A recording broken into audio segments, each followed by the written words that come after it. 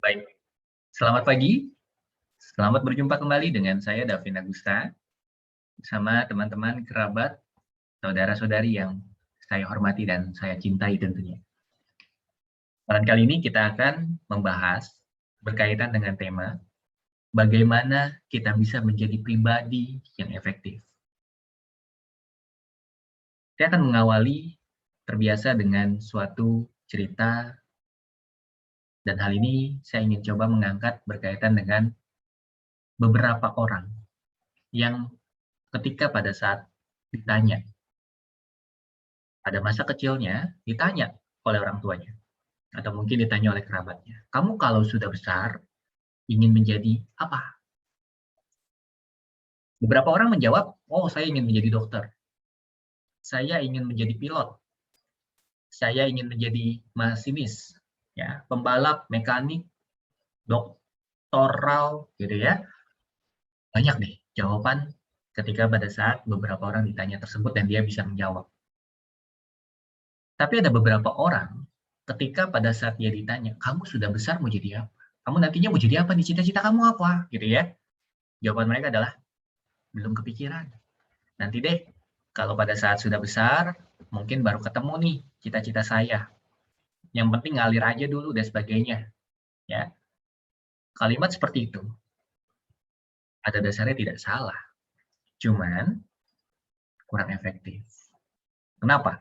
Karena bisa jadi pada saat sudah dewasa ditanya kembali, "Kamu sudah dewasa sekarang, kamu mau jadi apa?" Mungkin akan balik lagi jawabannya, "Ya, ngalir aja deh, yang penting saya mah menjadi manusia yang berguna," dan sebagainya. Sekali lagi, itu tidak salah, tapi kurang efektif. Nah, dari cerita ini, saya pengen coba menggambarkan, kenapa kok ada beberapa orang yang sudah punya kriteria, cita-cita, dan ingin menjadi apa di kemudian hari. Tapi ada beberapa orang yang belum bahkan kepikiran dia mau jadi apa, dan bahkan sudah dewasa pun dia bingung mau menjadi apa, ya. Alasannya, karena mereka punya hal yang tidak membentuk dirinya menjadi sesuatu yang benar-benar spesifik. Ya, kita coba berpikir, manusia hidup sekitar rata-rata 60 sampai 70 tahun. Ya, kalau sehat, kuat, 70 tahun bahkan lebih. Tapi kita rata-rata mungkin 60 tahun. Cara tidak sadar bahwa ketika pada saat kita hidup, itu cuma ada 3 fase. Fase pertama, usia 1 sampai 20 tahun.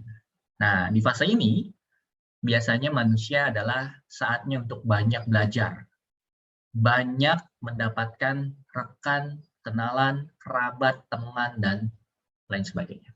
Sehingga ilmu dan masukan pun akan sangat banyak, besar. Cuman, ya, ada beberapa orang di fase pertama, di usia 1 sampai 20 tahun, dia tidak memiliki lingkungan yang tepat untuk bertumbuh. Dia tidak punya yang namanya kualitas lingkungan, kualitas kerabat, dan lain sebagainya yang baik untuk dia bisa bertumbuh dengan baik juga, dengan efektif. Sehingga apa? Mungkin di fase pertama di usia sampai 1 sampai 20 tahun ini, dia melakukan hal-hal yang mungkin kurang bermanfaat sehingga karakternya terbentuk tuh, ya, menjadi orang yang tidak efektif. Apa yang dilakukan biasanya? Yang lain pada belajar, mungkin dia bersenang-senang ya, nggak mau belajar, sekolah dan sebagainya, bolos sekolah, ya, bermain games dan sebagainya.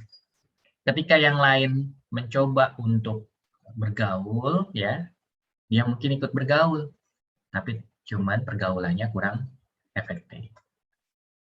Ya, mungkin sudah melakukan hal-hal yang tidak bermanfaat, sehingga fase pertama dia hilang, ya. Seperti episode sebelumnya, karena waktu tidak bisa diulang, ya kita nggak bisa balik ke menit sebelumnya, jam sebelumnya, bulan sebelumnya, ya, tahun sebelumnya, minggu dan detik sebelumnya, nggak bisa nih, ya. Yang ada kita terus bergerak karena waktu tidak bisa diulang. Yang sebelumnya hanya tinggal kenangan. Orang-orang ini dia menghilangkan fase pertama dia. yang harusnya dia bisa mendapatkan banyak ilmu, banyak teman, banyak kerabat, banyak teman-teman sebaya dia dan lingkungan yang baik lah untuk dia bisa bertumbuh, ya. Sehingga dia tidak bisa menjadi manusia yang efektif pada saat di fase pertama. Pak, saya juga punya teman nih, misalnya seperti itu. Dia mungkin broken home, ya, lingkungannya kurang baik, tapi orangnya dia baik loh.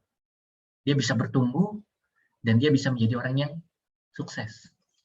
Sekali lagi, ya, ketika kita ingin menjadi orang yang efektif, ketika ingin menjadi orang yang sukses, lingkungan itu penting. Tapi yang jauh lebih penting adalah inner kita, ya.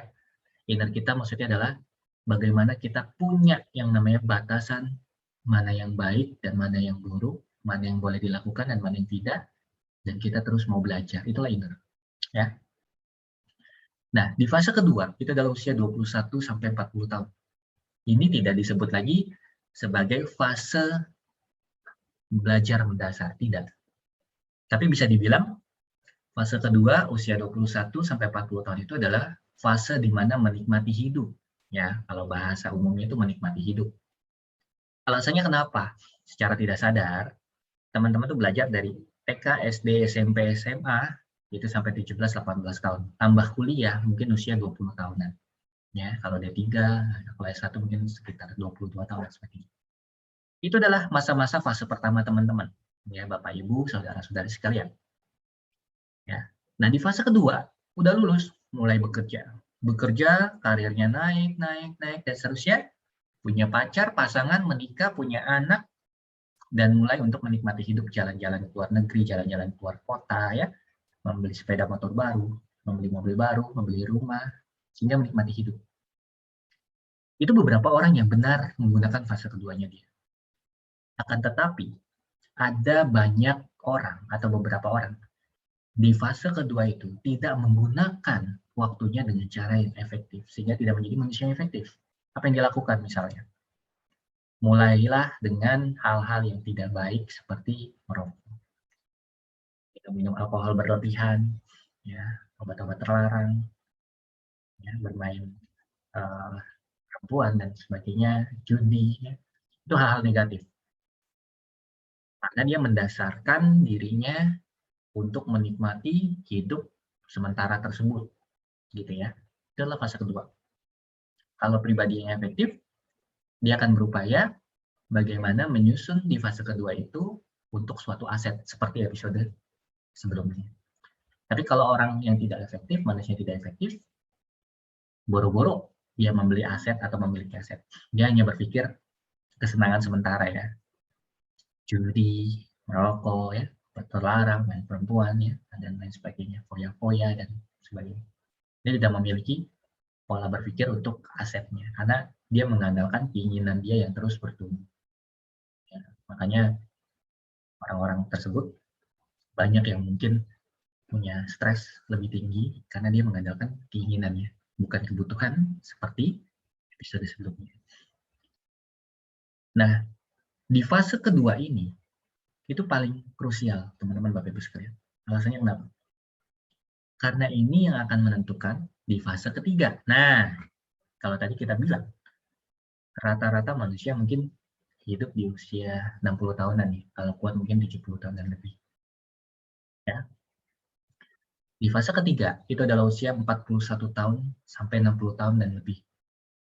Dia akan menuai apa yang dilakukan di fase pertama dia, dan juga di fase kedua dia.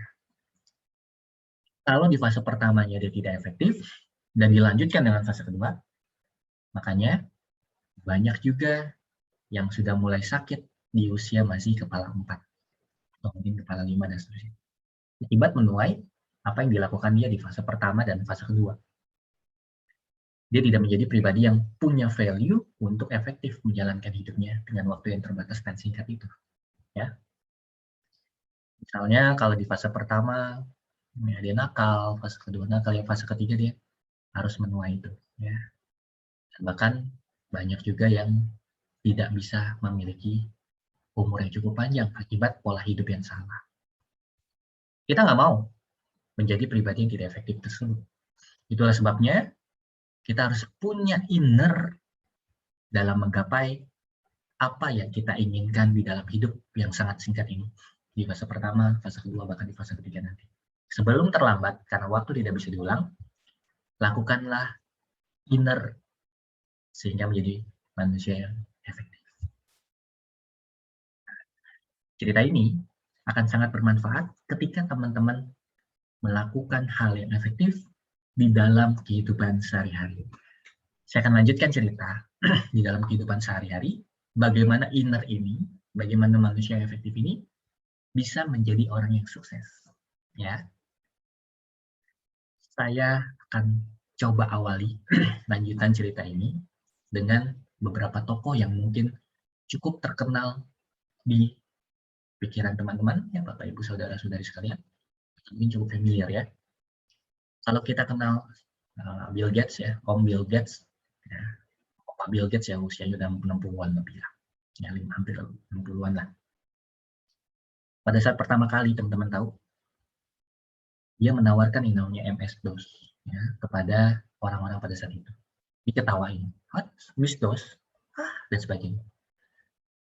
Tidak ada yang mungkin pada saat itu tertarik ya untuk bisa membeli dan sebagainya. Kalaupun ada, ya mungkin beberapa orang yang tidak terlalu antusias untuk mempelajari sistemnya dia. Tapi tahu, sekarang Om Bill Gates ya, saya sebutnya, menjadi salah satu orang terkaya dan inovator yang diakui dunia, skala dunia. Biasanya, karena dia menjadi manusia yang efektif. Dia punya inner, kan?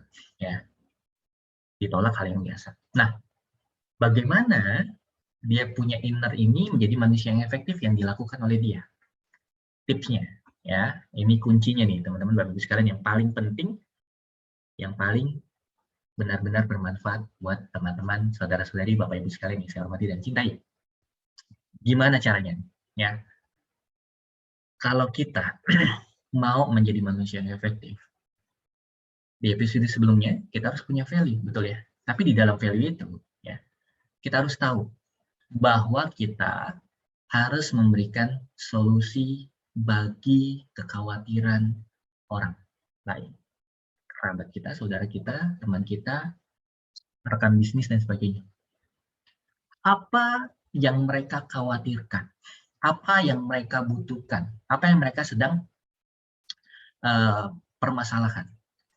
Nah, kalau kita punya yang namanya solusi buat mereka, ya, mereka akan dengan senang hati menyambut kedatangan kita, dan dengan senang hati kita akan berupaya mendapatkan lingkungan yang efektif tersebut. Sehingga kita menjadi manusia yang efektif di fase pertama, fase kedua, dan fase ketiga kita. Ya. Saya ambil contoh, kebetulan saya pernah bekerja di beberapa rumah sakit ya, dan termasuk klinik. Saya memperhatikan, kalau menjadi seorang dokter, ya, dokter itu menerima uang dari pasiennya atas jasa dalam mengobati pasien. Tidak ada yang berkata tidak ya untuk hal ini ya. Tapi pertanyaannya, kenapa walaupun dokter ya mendapatkan uang dari si pasien, tapi dokter punya yang namanya value lebih di atas dibandingkan pasien. Padahal, sekali lagi saya bilang, dokter mendapatkan uang jasa dari pasien untuk mengobati penyakitnya. Tapi dokter punya value yang di atasnya pasien. Jawabannya, pasien tidak akan pernah menolak kedatangan dokter. Pasien mungkin akan sangat senang hati ketika dokter datang. Dokter itu punya value. Dia bisa memberikan solusi terhadap problemnya si pasien, penyakitnya pasien, kekhawatirannya pasien. Walaupun pasien yang bayar, tapi value-nya dokter lebih besar dibandingkan pasien. Contoh yang kedua, kalau teman-teman menjadi seorang mekanik, kebetulan saya juga pernah bekerja di bidang otomotif, ya, tapi bukan sebagai mekanik ya, saya punya rekan-rekan mekanik juga. Ketika ada yang punya mobil yang bermasalah, dia datang ke bengkel. Si mekanik mendapatkan uang dari si pelanggan untuk memperbaiki mobil. Tapi si mekanik punya value yang lebih tinggi daripada pelanggannya. Jadi walaupun mekanik ini mendapatkan uang atau bengkel ini mendapatkan uang dari pelanggan, pelanggan akan menilai dia punya value lebih tinggi dalam memperbaiki mobil atau kendaraannya. Nah, itulah kuncinya teman-teman Bapak Ibu sekalian. Jadi kalau kita mau menjadi manusia yang efektif, value itu tidak berkembang hanya dengan tersendirinya atau berkembang secara otomatis, tidak. Tapi akan berkembang kalau kita pertama kali harus punya yang namanya inner, tahu menentukan mana yang benar, mana yang salah, mana yang tidak boleh, mana yang boleh, dan inner ini akan berkaitan dengan attitude kita ya, karakter kita, habits kita, kebiasaan kita. Setelah inner kita punya, kita harus juga punya yang namanya solusi untuk kerabat, pelanggan, ya, rekan, dan sebagainya, saudara juga. Sehingga dengan solusi ini kita akan memiliki value yang lebih tinggi, dan kita pasti akan disambut kedatangannya karena kita memiliki value buat mereka. Either pun, bahkan sekalipun ya, orang yang bekerja sebagai misalnya pembersih gitu ya, ketika dia punya pekerjaan pembersih itu dan dia lakukan dengan cara yang baik, dengan cara yang luar biasa teliti, dia punya value terhadap pemilik gedung itu, pemilik rumah itu, dan seterusnya. Karena dia memberikan solusi buat rumah yang mungkin kotor, berdebu, dan sebagainya. Ya, jadi kalau teman mau jadi manusia yang efektif, inner teman-teman harus punya tuh, ya. Kedua, dan solusi buat keliling kita, ya. Sekeliling kita, saudara, rekan, kerabat, dan lain sebagainya. Nah, lanjut. Apalagi yang harus kita lakukan untuk menjadi manusia yang efektif? Teman-teman juga mungkin pernah dengar cerita berkaitan dengan bagaimana kita harus bisa memiliki yang namanya kekayaan emosional. Nah, banyak orang, ya, termasuk siapapun itu, ya, termasuk saya juga, ketika pada saat nilai emosionalnya tidak begitu baik, akan mulai merasakan kekurangan. Ya. Kekurangan dalam hal apa? Kekurangan dalam mencapai apa yang dia tuju. Ya. Maksudnya gini, secara sederhana, ketika kita ya mentargetkan pada saat misalnya SMA, mau masuk universitas ternama, kita sebut misalnya salah satu universitas terbaik di Indonesia, Universitas Indonesia, atau ITB gitu ya, atau UGM dan universitas lainnya ya, UGM dan sebagainya lah, ya. Ternyata dia nggak diterima nih, ya. Dia tidak diterima di universitas yang dia tuju atau dia inginkan, sehingga nilai emosionalnya dia tidak maksimal ya. Dia merasa bahwa kurang. Tapi tahu nggak teman-teman, Bapak Ibu sekalian, ketika kita merasakan kekurangan dari titik emosional itu, kita merasa bahwa diri kita harusnya lebih baik dari yang saat ini. Salah nggak? Jawabannya tidak.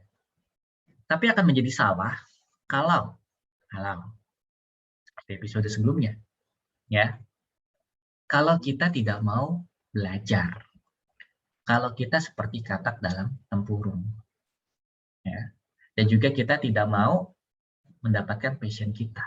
Bisa jadi loh, bisa jadi. Pada saat kita mendaftar di universitas yang kita tuju itu, ternyata kita tidak mendaftar ke passion yang kita benar-benar miliki. Ya, kemarin ada cerita berkaitan dengan ikan dan kera ya. Kalau ikan disuruh manjat pohon, dia kan terlihat sebagai makhluk yang kurang cakap atau bodoh. Bahkan bisa mati. Kera suruh berenang, terlihat seperti kurang cakap atau bodoh. Mungkin bisa, cuman nggak mahir seperti ikan. Bisa jadi passion kita tidak seperti apa yang kita pikirkan. Sehingga titik emosional kita tidak terbentuk karena kita kurang paham apa yang menjadi passion kita sebenarnya. Dia mendaftar sebagai misalnya seorang dokter, padahal passion dia adalah sebagai public speaker, ya, atau mungkin sebagai seorang mekanik gitu ya. Nah, suatu hal yang berbeda, yang jauh sangat berbeda ketika passion itu tidak menjadi apa yang dia daftarkan atau dia tuju. Sehingga pada saat dites, pada saat dia mulai untuk seleksi gitu ya, dia nggak berhasil. Nah, banyak orang mengalami hal itu. Kalau kita punya hal tersebut, bagaimana kita memperbaikinya? Sekali lagi, ya, banyaklah yang namanya pembelajaran. Karena apa yang kita pelajari ini akan membentuk value kita. Value kita jangan berhenti sampai di sana. Seperti episode sebelumnya, kita juga bisa memiliki value dengan apa? Mengajarkan orang lain, memberikan suatu berita kepada orang lain, dan juga informasi yang baik berguna buat orang lain. Nah, dari sini, kalau kita mau menjadi manusia yang efektif, pribadi yang efektif, kita tahu ya apa saja yang harus kita miliki. Inner pertama kali. Ya. Inner itu juga dibentuk dari episode yang pertama ya. Ada yang namanya skala prioritas. Ya. Kita tahu bahwa skala prioritas itu sangat penting, sehingga kita yang lakukan kita saat ini, yang dilakukan saat kita saat ini, akan membentuk kita di kemudian hari. Inner kita harus tahu mana yang benar, mana yang salah, apa yang harus dilakukan yang dahulu, dan sebagainya. Ya. Dari sini kita akan memiliki yang namanya value untuk bisa menjadi suatu passion. Dengan apa? Titik emosional yang terbentuk dengan baik. Ya. Jadi, selamat teman-teman untuk bisa ya menjadi manusia yang efektif, pribadi yang efektif ya di fase pertama kita, di fase kedua kita, dan di fase ketiga. Hingga kalau ada peribahasa, gajah mati meninggalkan gading, macan mati meninggalkan belang, manusia meninggalkan nama. Nama teman-teman mau dikenal seperti apa? Bentuklah nama teman-teman sebagai pribadi yang efektif, manusia yang efektif di fase pertama, fase kedua, dan fase ketiga selama kita masih hidup. Ya. Jangan buang-buang waktu. Kenapa? Karena menyesal biasanya datang belakangan.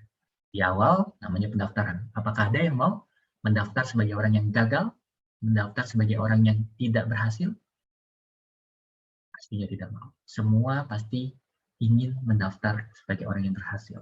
Tapi untuk menjadi orang yang berhasil, harus ada proses untuk kita mau terus belajar, memiliki value, punya inner, dan bagaimana kita bisa menentukan apa yang menjadi passion kita, sehingga kita bisa menjadi pribadi yang efektif. Ya. Terima kasih teman-teman, ya Bapak Ibu, saudara-saudara yang saya hormati dan saya cintai. Sampai bertemu di episode berikutnya. Ya. Selamat pagi menjelang siang dan sampai bertemu kembali. Salam dari saya, Davin Agusta. Bye-bye.